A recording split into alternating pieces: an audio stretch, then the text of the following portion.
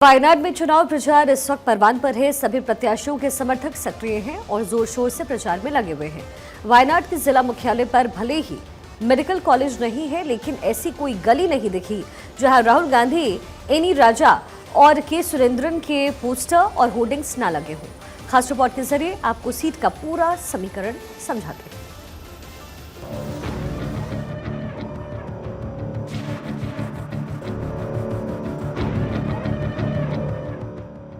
पश्चिमी घाटी की खूबसूरत वादियों पर समुद्र तल से 700 से 2100 मीटर की ऊंचाई पर बसा वायनाड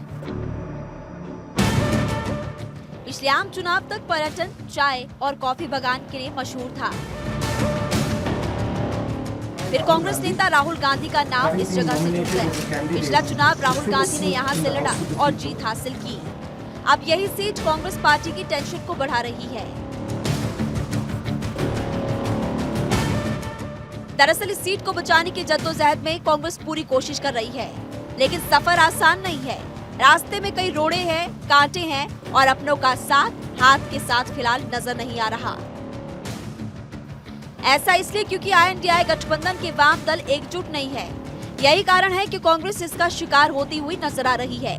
भारी तौर पर मैदान में वाम नीत LDF और कांग्रेस नीत UDF ही है, लेकिन बीजेपी की तुलनात्मक रूप से ठोस मौजूदगी ने दोनों ही दलों की उलझन को और ज्यादा बढ़ा दिया।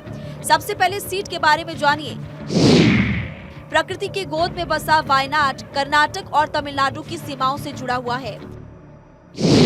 पहाड़ी और हरियाली भरे मार्ग से यहाँ का सफर खूबसूरत तो है, लेकिन राजमार्ग के नाम पर सिंगल और घुमावदार सड़कें ही यहाँ पर है। बात अगर चुनाव की करें तो वायनाड में चुनाव प्रचार इस वक्त परवान पर है, लेकिन इस हॉट सीट पर जंग आसान नहीं है।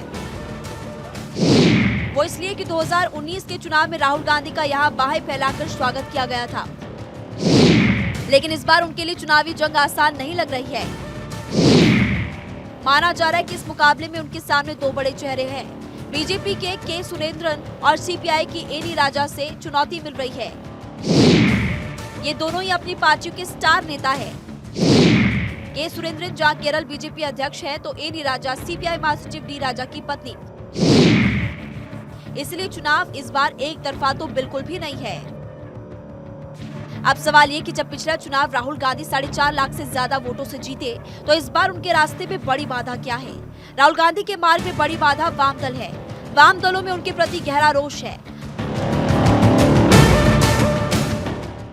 हालात ये है कि भाजपा कार्यालय पर राज्यसभा सांसद संतोष कुमार राहुल गांधी की हार को निश्चित मान रहे हैं।